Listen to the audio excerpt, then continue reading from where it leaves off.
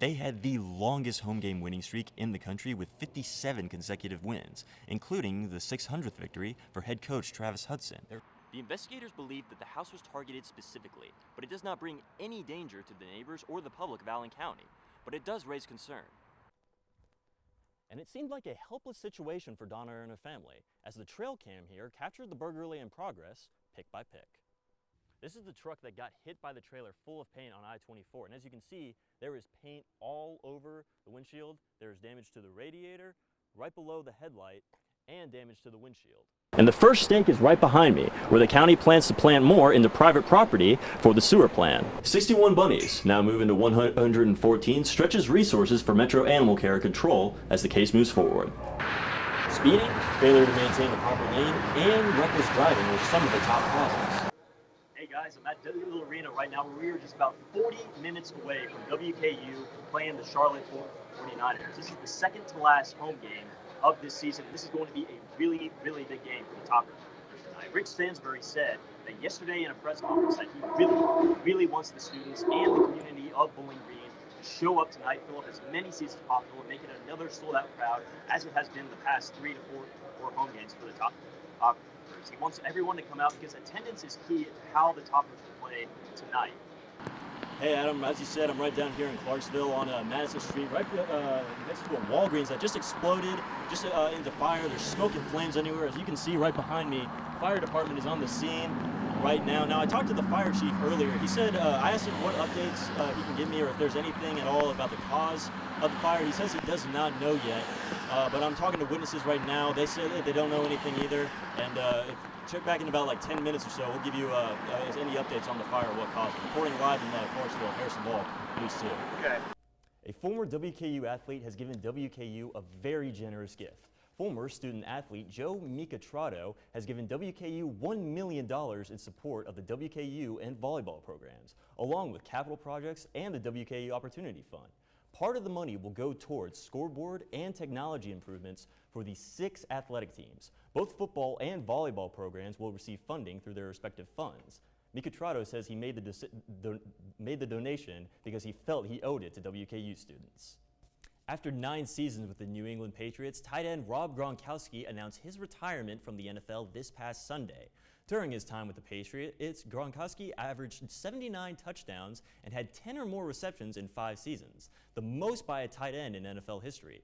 Gronkowski also played in 3 Super Bowls, including the Patriots' last victory against the Los Angeles Rams.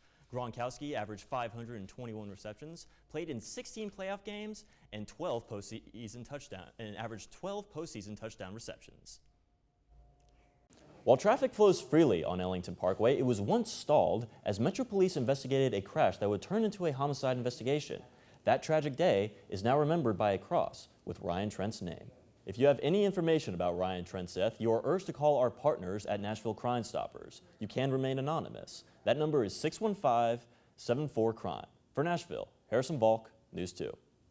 Officer Anderson's death has affected people in Nashville and across the country. This picture was sent to us by a member of the Philadelphia Police Department.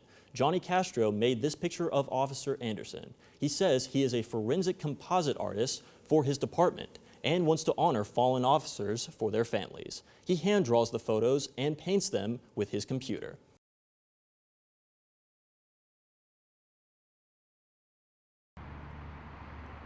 On March 16th at 10:30 at night, Kentucky State Police were dispatched to assist Scottsville Police in a shooting investigation at North 3rd Street.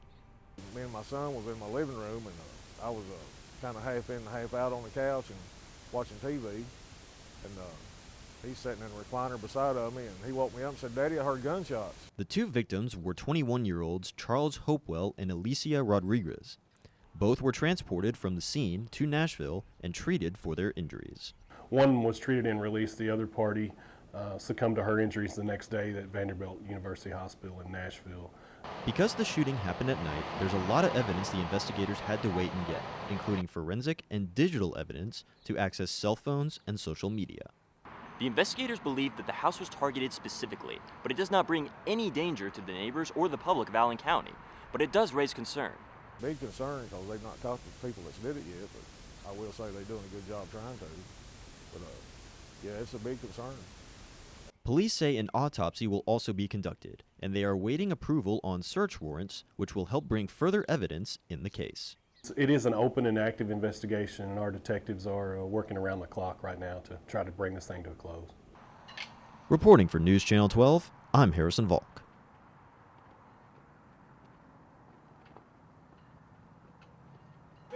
We get the day started with some kind of training or a quick drill that we have set up just to keep ourselves fresh for what we might have to do on a real live scene.